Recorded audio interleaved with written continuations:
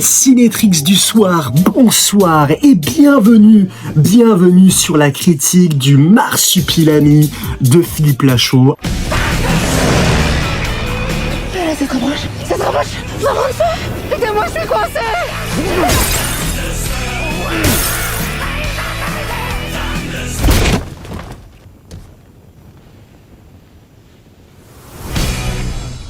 Alors, comme vous le savez, non, vous ne le savez pas.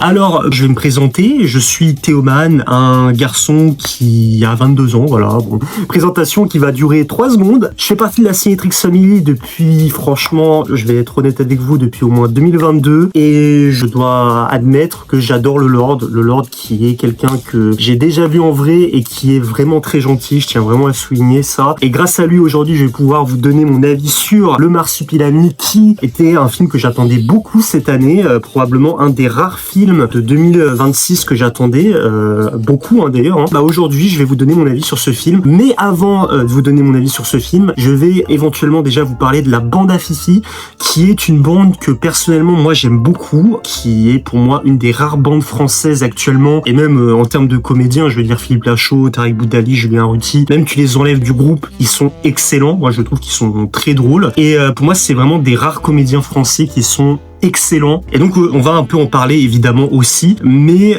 évidemment vous vous doutez bien, il y aura également après ça la critique du Marsupilami. Mais d'abord je voulais quand même un peu parler de cette bande et éventuellement clasher un peu le YouTube game des critiques, parce que ouais, il y en a quand même un peu à critiquer, c'est filou, n'est-ce pas Reggie et Clapman, On vous retient, vous deux, on vous retient. Niquez vos mères, bande de fils de pute.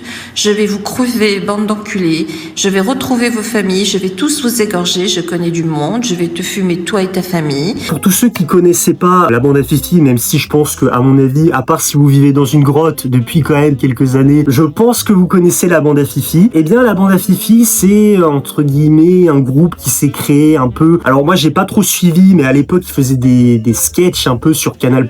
Et c'est vrai que moi, j'étais un enfant, donc forcément c'était pas encore dans ce délire de je vais aimer cette bande. Mais en 2014 sort le premier film de Philippe Lachaud, qui est tout simplement Babysitting. Je vais pas revenir sur tous les films, soyons clairs là-dessus, je vais parler globalement de tous leurs films, et après d'ailleurs je vous ferai mon petit top 3 des meilleurs films de la bande à Fifi, en tout cas pour moi. Mais globalement voilà, Babysitting qui sort en 2014, qui était un succès phénoménal, et même pour moi qui de base je suis pas trop comédie française, j'aime beaucoup les comédies françaises du style Les Visiteurs, Les Trois Frères, Le Paris bien évidemment qui est excellent. Moi j'aime beaucoup les comédies anciennes on va dire, mais c'est vrai que voilà, les nouvelles comédies j'étais pas dans ce délire, c'est pas trop mon délire, voilà. Et après il y en a ils aiment, il y en a ils aiment pas, chacun aime ce qu'il veut. Mais du coup moi j'étais pas dans ce délire de ouais je vais aimer la bande à Fifi, et Babysitting m'a beaucoup charmé, je vais pas vous mentir. Après il y a eu Babysitting 2 qui était pour moi un peu moins bien que le 1, mais qui était sympa. Moi j'ai beaucoup aimé Christian Clavier, il était drôle, voilà, l'humour de Lachaud marchait bien encore dans celui-là. Puis après on a eu alibi.com et voilà, etc.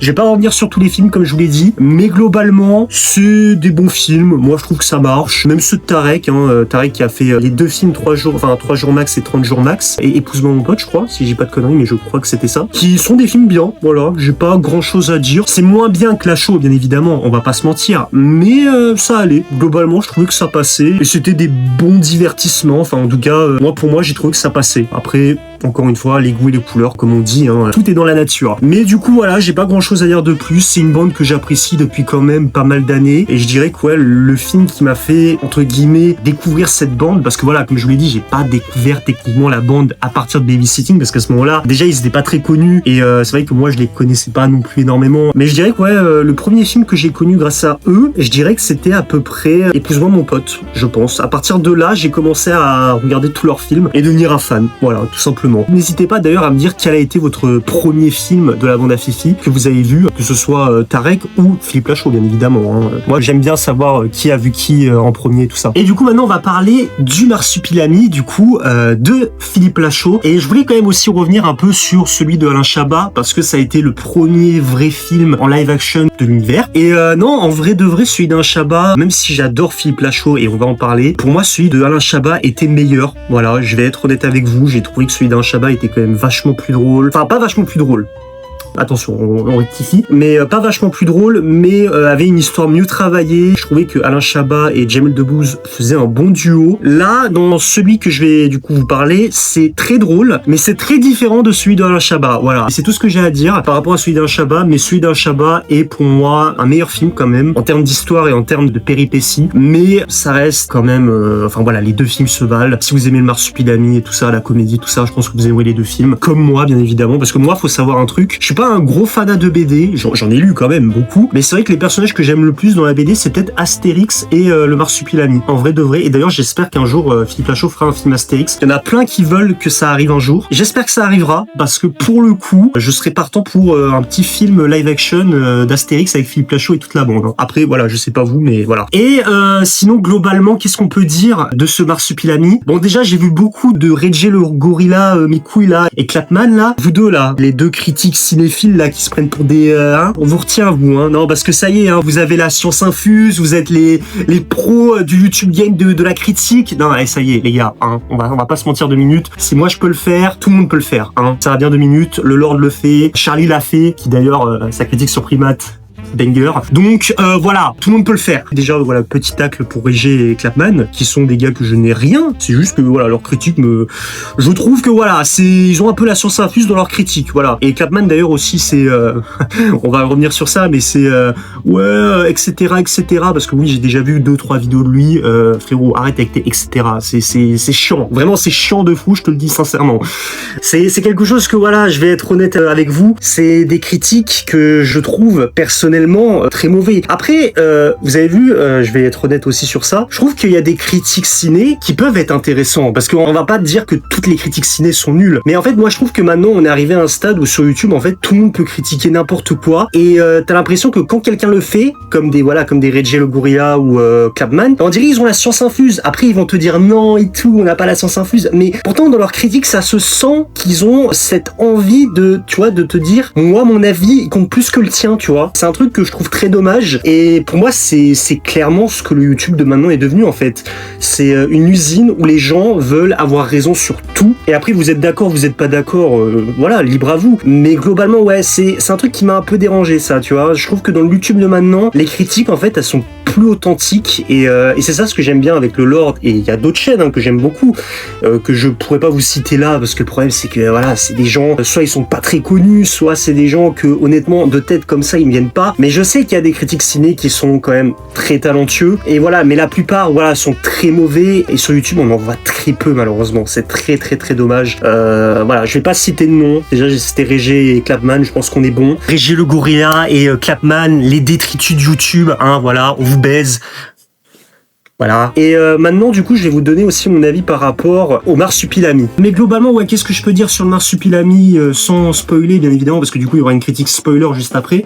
Non, globalement, c'est un film, franchement, si vous aimez bien le Marsupilami, si vous aimez bien la bande à Fifi, si vous aimez bien l'humour de cette bande, et outre l'humour qu'on a actuellement dans le cinéma français, en vrai, c'est un film à aller voir, parce que franchement, c'est un bon vent d'air frais, et je pense que le cinéma français a besoin de ce genre de comédie, et je vous le conseille, parce que c'est vraiment le genre de film qu'il faut aller voir pour soutenir le cinéma français, contrairement au Pierre Ninet et compagnie là, non, parce que sincèrement on va pas se mentir 2 minutes, mais moi Pierre Ninet il me casse les couilles, sincèrement. Le comte de Monte Cristo, mes couilles là, mais qu'est-ce que c'est que ça, mais qu'est-ce qu'on s'en fout, purée. C'est comme là le film là, d'ailleurs c'est cette année, il va avoir un nouveau film Misérable là avec l'autre là, Vincent Lindon là, le dindon là, non mais oh, on est où là? On est chez les bolcheviks ou quoi? Sinon globalement, qu'est-ce que j'ai aimé également, on peut dire sans spoiler? On peut parler des personnages, notamment par exemple j'ai adoré le personnage de Philippe Lachaud, Élodie Fontan et l'enfant dont je ne connais pas son nom. Et c'est vraiment un très bon jeune, je trouve qu'il joue très très bien, et je trouve que personnellement ça marche plutôt bien, leur trio marche plutôt bien. Alors après, est-ce que c'est un trio, t'as vu genre le papa, la maman, l'enfant qui marche de fou?